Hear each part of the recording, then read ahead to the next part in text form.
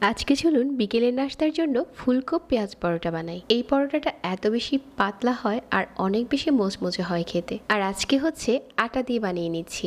1 cup আটা নিয়ে নিচ্ছি আর 1 টেবিল চামচ রান্নার তেল, স্বাদ মতো লবণ।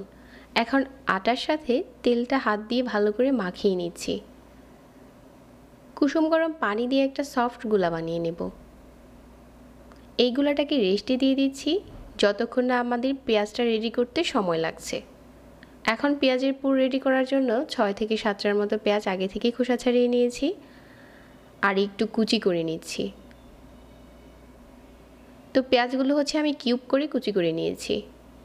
চুলায় প্যান বসিয়ে আরও 1 টেবিল চামচ রান্নার তেল দিয়ে দিলাম আর হাফ চা চামচ দিয়ে দিলাম আস্ত জিরা। জিরাটা তেলের সাথে একটু ভেজে নিয়েছি আর এখন কুচি করে নেওয়া পেঁয়াজটা দিয়ে দিচ্ছি। একটু নেড়েচেড়ে মিশিয়ে নিয়ে এখানে স্বাদ মতো লবণ দিয়ে দিচ্ছি, কারণ লবণ দিয়ে যদি আমরা পেঁয়াজটা ভাজি, পেঁয়াজটা অনেক তাড়াতাড়ি নরম হয়ে যাবে। লবণ দিয়ে বেশ কিছুক্ষণ পেঁয়াজটা ভেজে নেওয়ার পর এখানে 1 চা চামচ দিয়ে দিলাম আদা রসুন বাটা আর 1/4 চা চামচ করে গুঁড়া মশলা দিয়ে দিচ্ছি, মরিচ, হলুদ আর হচ্ছে ধনিয়ার গুঁড়া। এখানে আর কিছুই দিতে হবে না। এই মশলাটা দেওয়ার পর অল্প আঁচে পেঁয়াজগুলোকে ভুনে নিচ্ছি, কোনো রকম পানিও দেওয়া যাবে না। পেঁয়াজটা ভুনা হয়ে গেছে, চুলা থেকে নামিয়ে নিচ্ছি।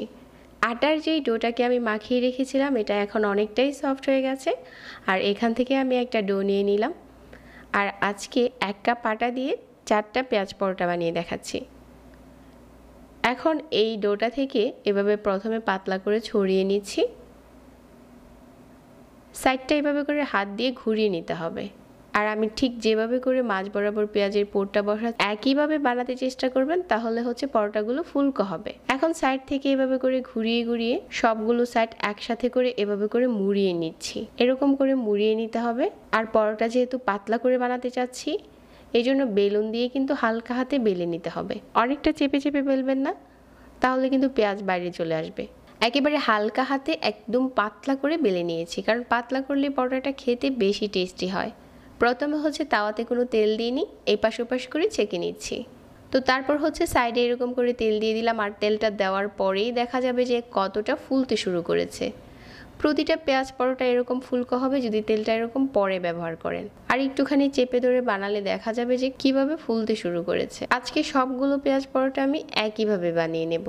তো এপাশ ওপাশ করে দুটো পাশেই দারুণ করে ভেজে নিয়েছি আর এখন এই পরোটাটা খাওয়ার জন্য একদম রেডি। আজকে সবগুলো পরোটা এভাবে বানিয়ে নিয়েছি। তো ঝটপট বানানো হয়ে গেল আমাদের পেঁয়াজ পরোটা। এরকম ফুলকো একটা পরোটার জন্য চাইলে আজকের রেসিপিটা ফলো করতে পারেন। আটা দিয়ে বানাতে পারবেন এরকম ফুলকো পেঁয়াজ পরোটা। যারা এতক্ষণ সাথে ছিলেন সবাইকে ধন্যবাদ জানাচ্ছি। আল্লাহ হাফেজ।